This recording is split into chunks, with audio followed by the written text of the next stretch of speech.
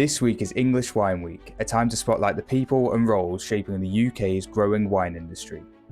To get a deeper insight into one of these key roles, I spoke to Solly, a South African winemaker who's worked in South Africa, France, Germany, California, and most recently, the UK.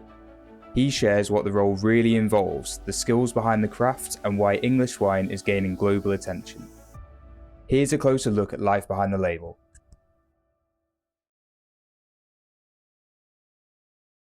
I would explain being a winemaker sort of like running an orchestra. So you have all these facets of, you've got the grapes, you've got the soil, you've got anything that, wants to convert the grapes into the wine.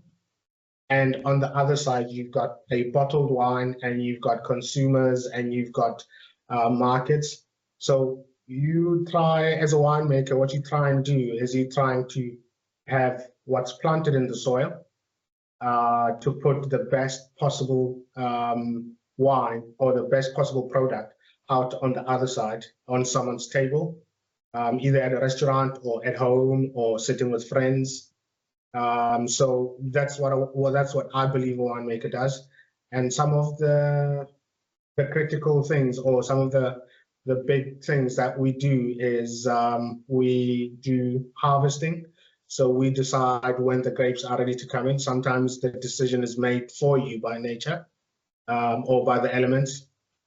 We do harvesting. We'll convert, or we'll assist or control the process of converting sugar into alcohol. That's a big part of what we do.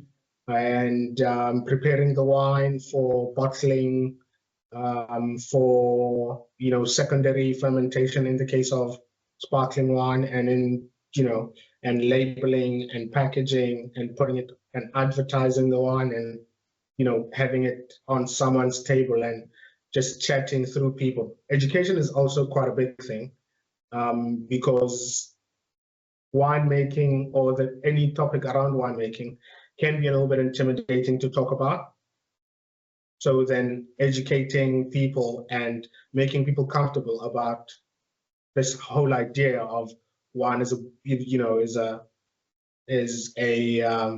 difficult thing to speak about. We try and make that a lot easier.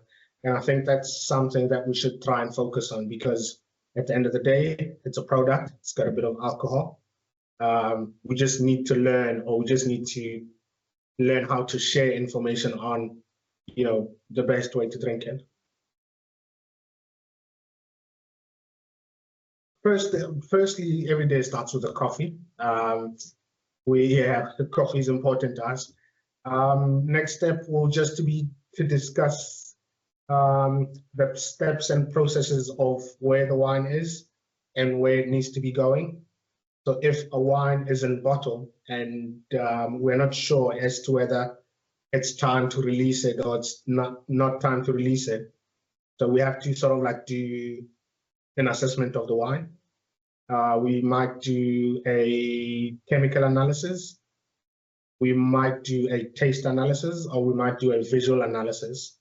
So at every step of the process of making wine, we'll have a look at the wine. So have a sit down, discuss what wine are we going to look at today or work on. Some of the things that we might do is moving it from barrels to tank, or from tanks to barrel. We might need to add like substances to the wine in order to, or sort of like a preservant chemical, just to make sure that it keeps for long. We do quite a lot of blending. We do sort of like secondary production, which is either riddling or disgorging or labeling or packaging, those kind of things. So that will be on a day-to-day. Depends on which time of the year also. We'll do, upcoming now is bottling for us, or filtering of the wine. So it's you need to prepare for those things. So yeah, in the process of making the wines, it differs from stage to stage, but we try and assess where the wine is and where we'd like it to be when it's ready to go to a consumer.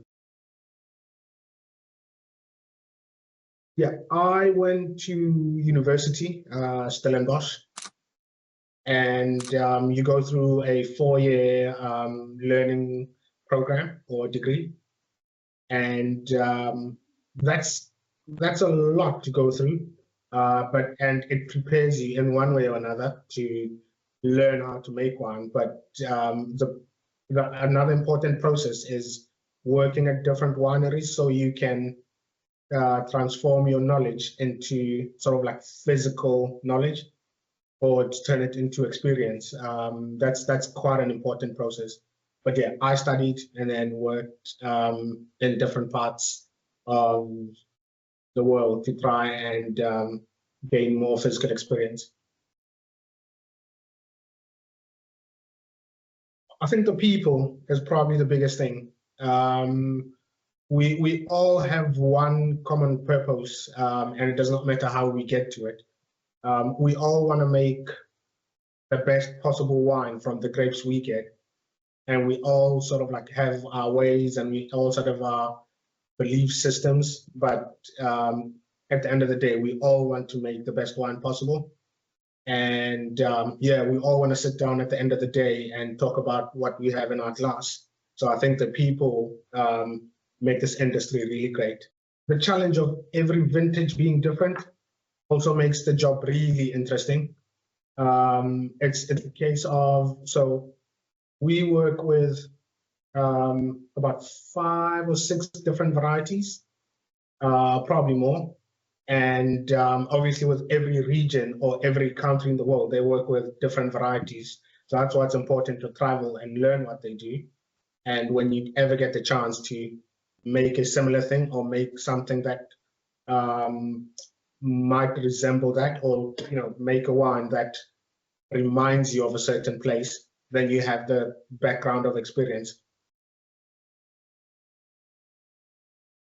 You work with, like I said earlier, like you need to understand every facet of the production chain of what winemaking is. So you work with farmers, so you need to understand farming quite a lot.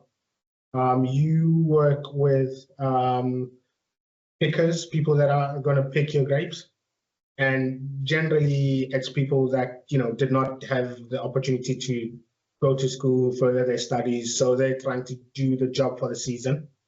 So you need to understand where they're from. How do you get them motivated? How do you, entice them? How do you get, the excitement going with them? You work with glass producers. You work with wine cork suppliers. You work with people that are in the stainless steel industry, because they can make you wine tanks. You work with barrel producers because they can help you age your wine. That's the production bit, and there's a lot more I can go into. On the other side, you work with people that produce boxes, graphic designers that make labels. You work with restaurateurs, and you work with wine bars, and you work with anyone that might be interested in selling your wine. I think the big thing now is influencers. So you've got to know what they are all about. So it's a big wheel, it's a big circle, and you have to learn how to understand all those facets. Because as a winemaker, it could be your own business, and you could be the owner, the CEO, the director. You could be the face. You could be, a influencer yourself as a winemaker. So it's a case of learning how to put all of those pieces together and finding a way to address everyone at their level of, this is the wine I want to make, this is how I think you should drink it, this is what I intended to do when I'm making this wine. So yeah, the whole value chain is critically important to understand.